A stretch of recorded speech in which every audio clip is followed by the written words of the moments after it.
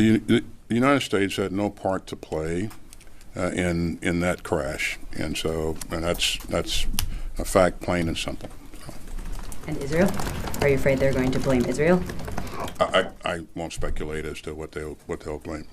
Again, they have to conduct an investigation to see what the cause of the crash was. So I've seen press reports of the ICC seeking arrest warrants, but I don't have anything to provide on that issue. Again, our focus continues to be on providing Israel what it needs to defend itself. Thank you for doing this. Mr. Secretary, I wanted to ask you about Iran. Does the Pentagon have any indication that the helicopter crash in Iran that killed President Raisi was anything other than an accident? And have you directed any force posture changes in case there's unrest following these deaths? Thanks, Tara. Regarding the death of Iran's president in the very unfortunate helicopter crash, we continue to monitor the situation, but we don't have any insights into the cause of the accident at this point. And certainly, I know the Iranians are investigating or will investigate, and so we'll see what the outcome is once their investigation is complete. In terms of our force posture, I don't have any announcements to make, and again, this is something that we'll continue to watch, and I don't necessarily see any broader regional security impacts at this point in time, Tara. But at this time, you have no indication that there was anything other than an accident that brought this helicopter down? Right. I can't speculate on what may have been the cause of the accident, Tara. But again, I think we'll learn more once the Iranians have investigated. Go to CNN.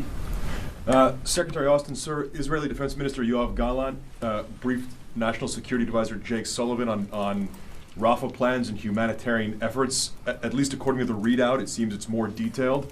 Have you seen the plans that Sullivan was briefed on, and does it meet the requirements of what you want to see in terms of what Israel needs to do before an operation in Rafah?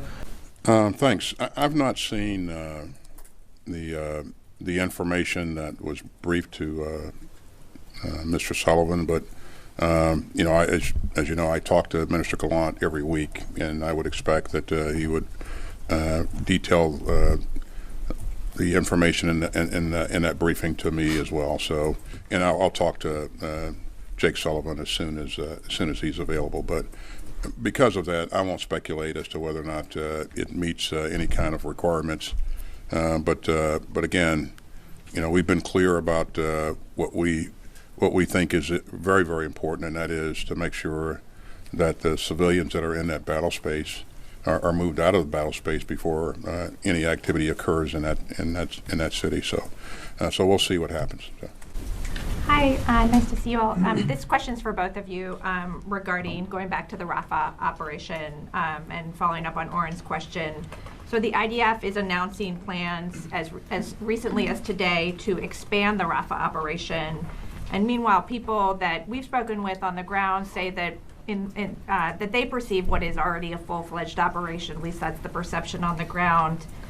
Given the Biden administration's statement that it will not support a full-fledged invasion of Rafah without a coherent evacuation and humanitarian plan, are you prepared to declare that it's a full-fledged invasion if these actions go ahead?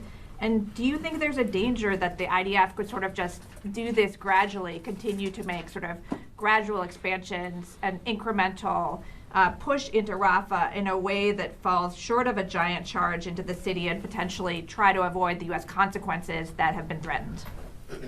Thank you. Yeah, again, I've seen what was reported that Minister Gallant said. I look forward to talking to him about what his plans really are, and also talking with Jake Sullivan as well. And I really don't want to speculate as to whether or not this is or is not or will be a larger operation. I really would like to see what they intend to do. But what we would like to see, again, is protection of those civilians that are in the battle space. Move those civilians out, but not only move them out, but make sure that wherever they go, wherever you move them to, that you have provisions for them to take care of them, water, shelter, those types of things. And I've said before that in my view, there have been far too many casualties, civilian casualties in this fight. We need to see something done a lot differently. And even if there are if there is kinetic activity, if there is an operation that is conducted that's larger, we certainly would like to see things done differently, more precise, and less destruction of the civilian structures and more protection of the civilian population. Well, I would echo, very much what the Secretary said, and in all my conversations with my counterpart, it's very much the same. Be able to communicate with us what their intent is, so we understand how they're approaching it, but at the same time being able to take care of the civilians, and not just move them out, but move them into places where they can, have shelter, have food, and that's something we continually message in the engagements I have with my counterpart. Thank you, General. Thank you, Mr. Secretary.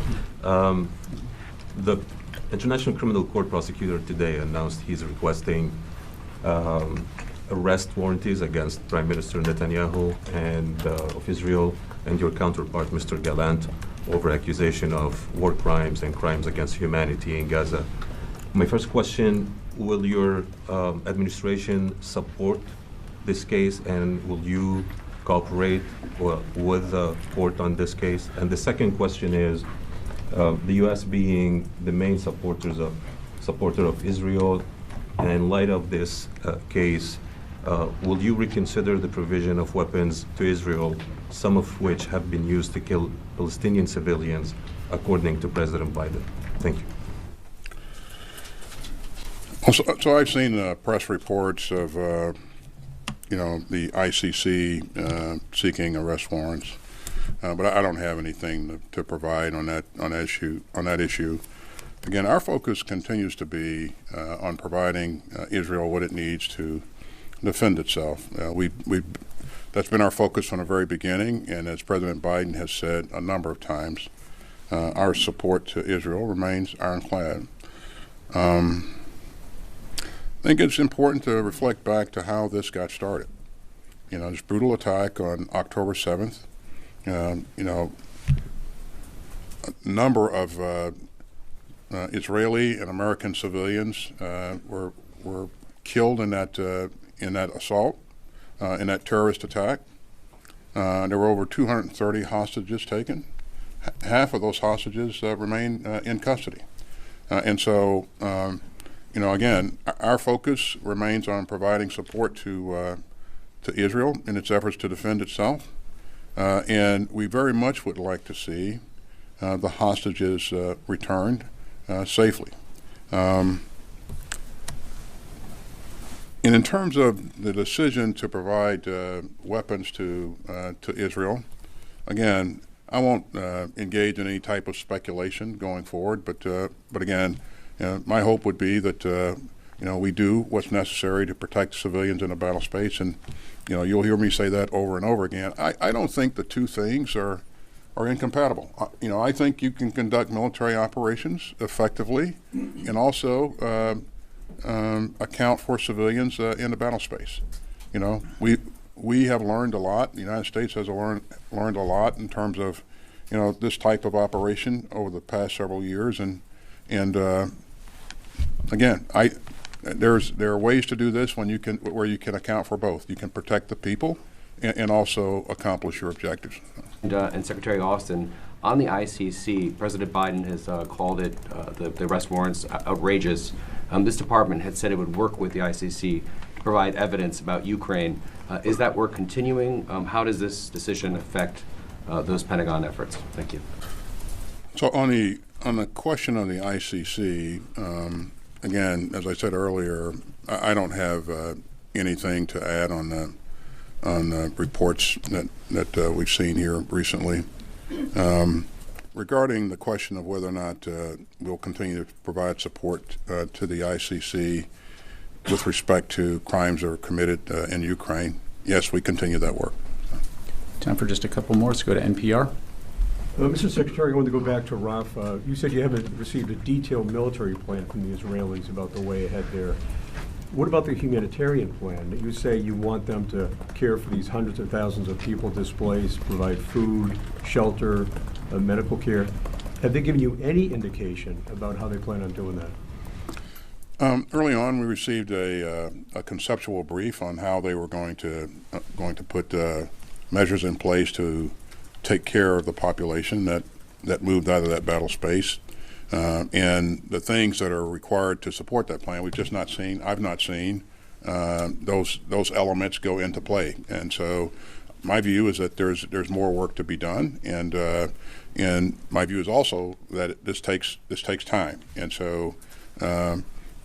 Again, those things that I think need to be in place to take care of people whenever they migrate from one place to another. Again, I've not seen evidence that those things are in place yet. So. Well, can you give us a sense of the concept that they gave you? Any details on that to us? I'll leave that to the Israelis to brief their concept. But yeah, it's one thing to have a concept.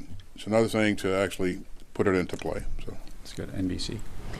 Mr. Secretary, you said that it is possible to conduct operations and also account for civilians in the battle space. And I wonder, on Rafah, given your extensive military experience, what you're seeing happen in Rafah right now, do you think that Israel is doing that, conducting their operations and accounting for civilians in the battle space?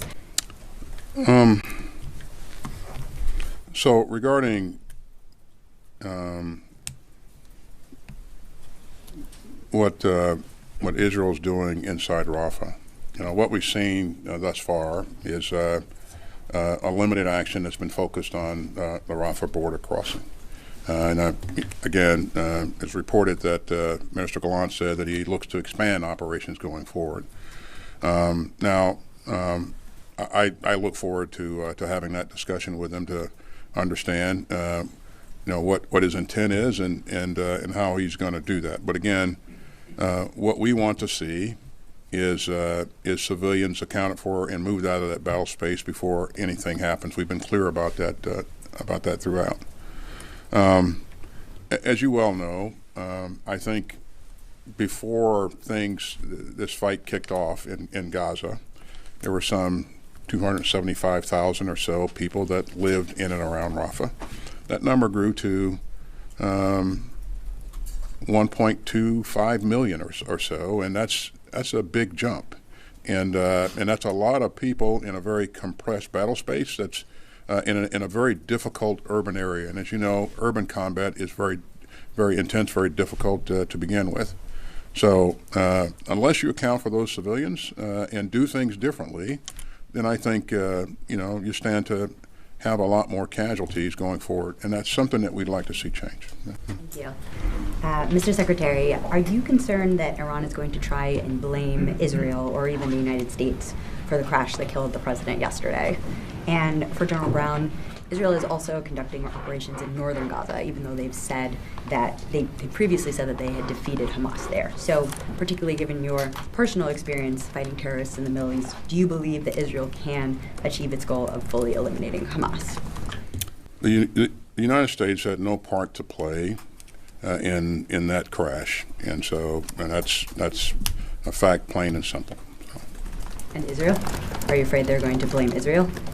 I won't speculate as to what they'll blame. Again, they have to conduct an investigation to see what the cause of the crash was. It could be a number of things: mechanical failure, pilot error, you name it. So. To your question about northern Gaza, and based on experience, not only do you have to actually go in and clear out whatever adversary you're up against, you have to go in and hold the territory, then you got to stabilize it. The Israelis did not actually, once they cleared it, didn't hold, and so that allows your adversary then to repopulate in areas if you're not there, and so that does make it more challenging for them as far as being able to meet their objective of being able to militarily destroy and defeat Hamas. Do you think they will be able to do that? Well, I mean, Hamas it's not just an organization; it's a ideology, and so you got to think about the overall piece of being able to provide security not only for Israel but just there in the region. is going to take a concerted effort, not just from a military piece, but it's also how we, work the humanitarian assistance, which is why we focus so much, Secretary and I talking about humanitarian assistance and protecting the civilians that are there in Gaza. Secretary Austin, General Brown, thank you very much, gentlemen. Ladies and gentlemen, this concludes our press briefing. Thank you. Thanks.